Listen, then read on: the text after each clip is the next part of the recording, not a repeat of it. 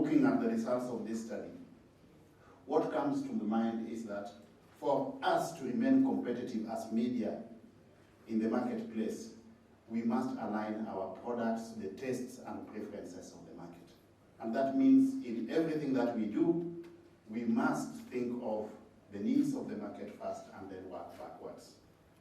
So I'm very much glad and feel honored that I was invited to this presentation of the findings on the media, on the consumption habits of young people, whom we call millennials, and Generation Z, or simply Gen Z, in an unfolding digital world, and the implications for legacy media in Kenya and beyond. Indeed, young people, ladies and gentlemen, constitute a critical mass of any society's population. In this context, Gen Z and millennials belong to a generation that was born either in the era of enhanced digital networking, powered by Web 2, or have grown up within an era marked by elevated usage of the internet, mobile devices, and social media. Unlike most of us, the older generation, the millennials have grown up with choices. They are accustomed to interactive media. They are tech-savvy and are socialized to consume media content from user-controlled media platforms than earlier generations who consumed mostly supplier-controlled information. Accordingly, or correspondingly, millennials and Gen Zs present both challenges and opportunities, not only to the media industry, but also to society at large. It is a well-established fact that their media consumption habits are fluid. They are themselves very swift in acquisition of new technology. Media managers, editors, and content creators, therefore, are trained to understand this demographic for relevance of their content to them. 4 to 5 years ago, TikTok and showreels were nothing big. Today, that is where the numbers are largely domiciled, and they seem to be flowing in that direction. User-generated content is attracting viewers and advertisers on TikTok. I'm informed that the study that we are launching today, or whose results we are launching today, alludes to opportunities for legacy media among users of TikTok. And this points to the need for further interrogation on how legacy media can position themselves with this generation, for this is the future. Our future, indeed, is the youth, and our future is digital. Of course, legacy media still remains the most respected and trusted source of news. I'm informed, however, that the findings of this study suggest that rather than assume that all the Gen Zs and millennials want entertainment or entertaining content, news media organizations need to make the significant issues that affect society relevant to the young people and position them appropriately for them. With Kenya's median age standing at 19.2, it is clear that half of the country's population is younger than 19 years. And this youthful population, ladies and gentlemen, holds the key to future economies. They are the decision makers and workforce of tomorrow. And when you talk to them, they'll tell you that they should actually, or they are actually the decision makers of today, because they influence our decision-making processes. The fourth industrial revolution has come with the very consequential technologies in which these new generations are going to play very cardinal roles.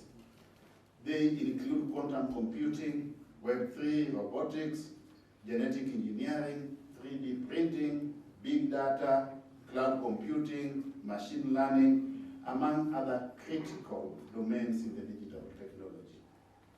These advances, therefore, herald a new way of life, and this indeed is the new world order. Millennials and Gen Zs are at the cutting edge of this development, and probably the most adept single largest demographic at the most consequential of this technology.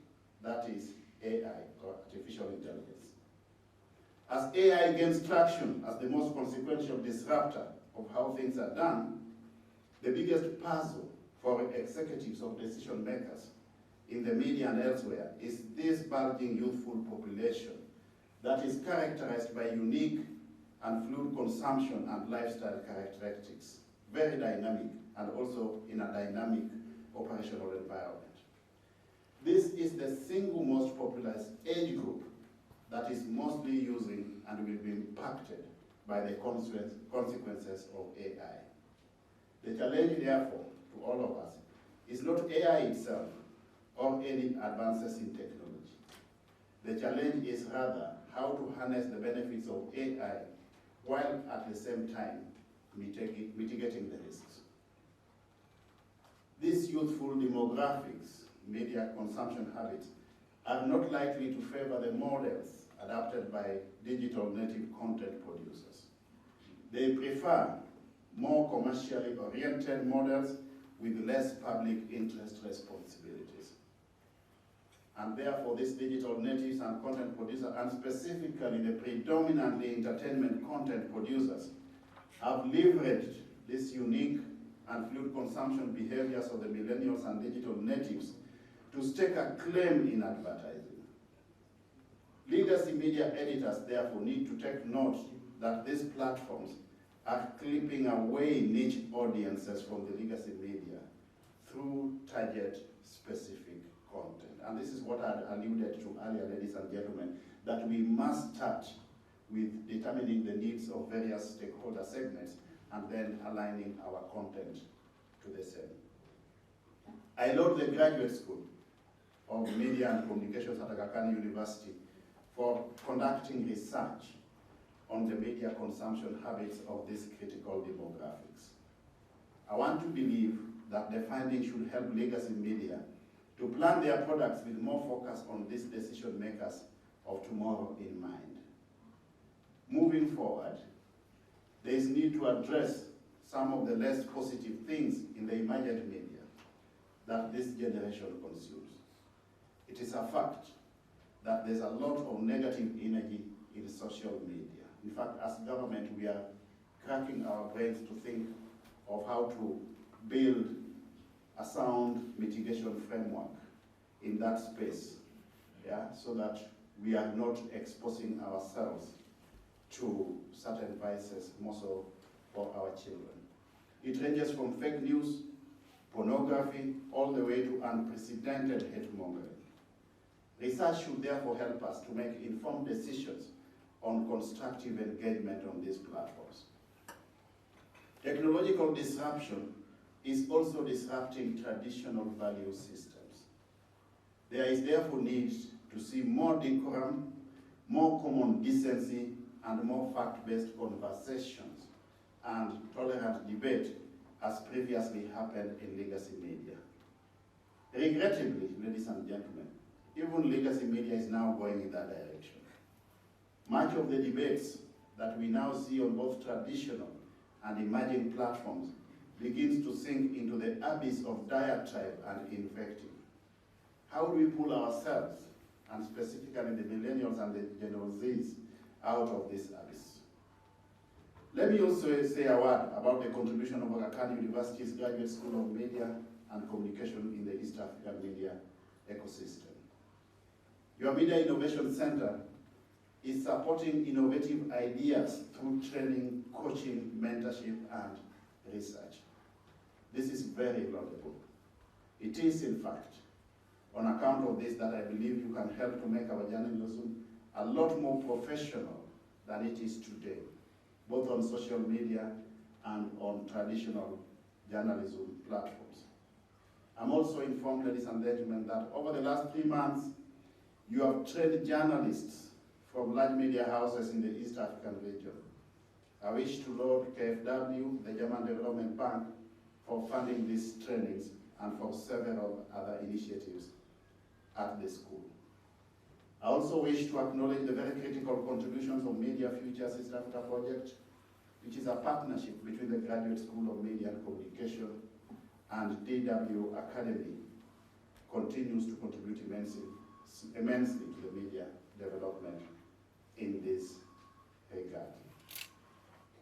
I'm very happy that these research findings will inform decision-making processes within the media houses. And perhaps this is just but the beginning of a paradigm shift, not just within the media space itself, but in all facets of decision making, that all decisions that we are going to make, ladies and gentlemen, must be informed by objectively verifiable data based on research findings. It is now my pleasure, ladies and gentlemen, to declare this research report officially launched.